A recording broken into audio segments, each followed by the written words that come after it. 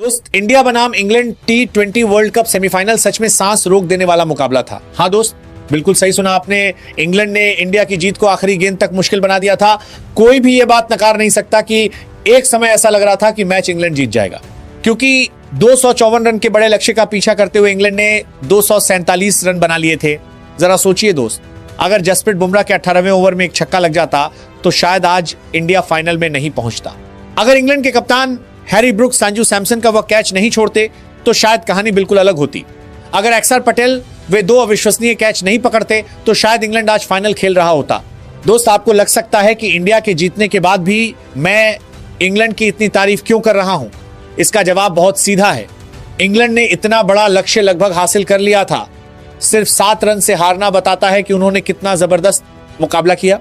सच कहें तो इंग्लैंड की हार का सबसे बड़ा कारण सिर्फ एक गेंदबाज रहा, जसप्रीत बुमराह।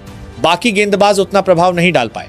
वरुण चक्रवर्ती ने 4 ओवर में 64 रन दे दिए, जो शायद भारतीय फैंस की कल्पना से भी बाहर था। अब दोस्त, चलिए पूरे मैच की कहानी शुरू से समझते हैं। ये मुकाबला खेला गया मुंबई के ऐतिहासिक वानखेड़े स्टेडियम में।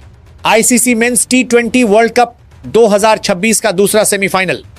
स्टेडियम में हजारों दर्शक मौजूद थे और माहौल जबरदस्त रोमांच से भरा हुआ था। मैदान पर आमने सामने थे इंडिया और इंग्लैंड। टॉस जीतकर इंग्लैंड के कप्तान हैरी ब्रुक ने पहले गेंदबाजी का फैसला किया। उनका मानना था कि नई पिच पर स्विंग और बाउंस का फायदा उठाकर इंडिया के मजबूत बल्लेबाजी क्रम को जल्दी दबाव में लाया जा सकता है। इंडिया की ओर से ओपनिंग करने आए अभिषेक शर्मा और संजू सैमसन। शुरुआत से ही दोनों आक्रामक अंदाज में बल्लेबाजी कर रहे थे, लेकिन पारी के 1.6 ओवर में विल जैक्स की गेंद पर बड़ा शॉट खेलने की कोशिश में अभिषेक शर्मा फिल सॉल्ट के हाथों कैच आउट हो गए।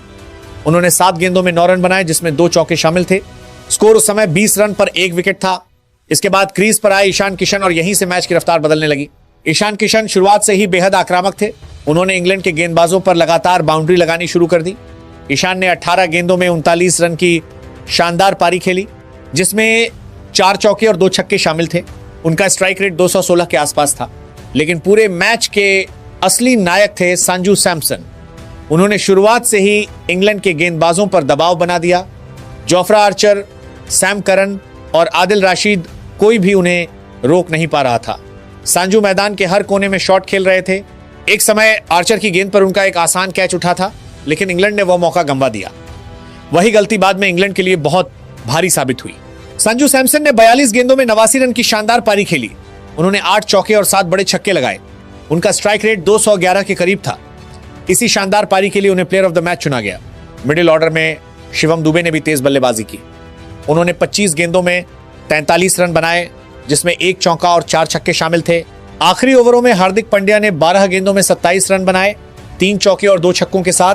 तिलक वर्मा ने भी सिर्फ 7 गेंदों में 21 रन बनाकर 3 छक्के लगाए।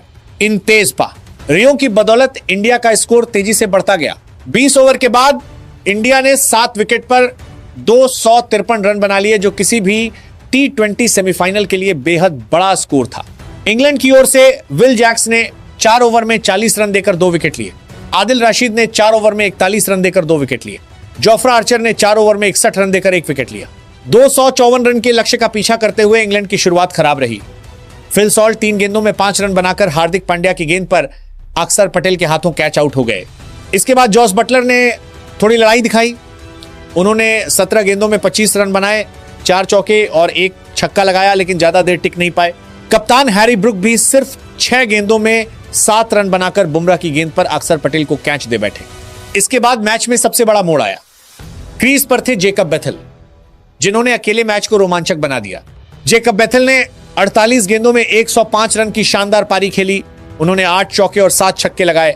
उनका स्ट्राइक रेट लगभग 219 था। उनका अच्छा साथ दिया विल जैक्स ने, जिन्होंने 20 गेंदों में 35 रन बनाए, 4 चौके और 2 छक्कों के साथ। लेकिन 13.6 ओवर में आर्शदीप सिंह की गेंद पर बड़ा शॉट खेलने की कोशिश में विल जैक्स बाउंड्री की तरफ गेंद मार बैठे। वहां शिवम दूब ने शानदार कैच लेकर उन्हें आउट कर दिया। उसी पल मैच फिर इंडिया की तरफ झुक गया। आखिरी ओवरों में सैम करन ने 14 गेंदों में 18 रन बनाए।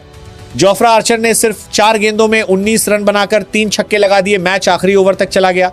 आखिरी ओवर में इंग्लैंड को जीत के लिए 14 रन चाहिए थे, लेकिन इंडिया के गेंदबाजों ने दबाव में शानदार गेंदबाजी की।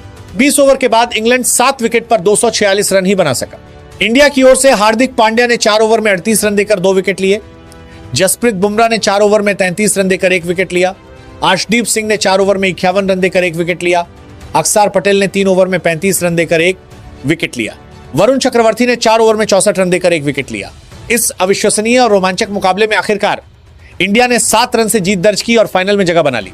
और दोस्त, इस ऐतिहासिक सेमीफाइनल में 89 रन की तूफानी पारी खेलकर प्लेयर ऑफ द मैच बने संजू सैमसन।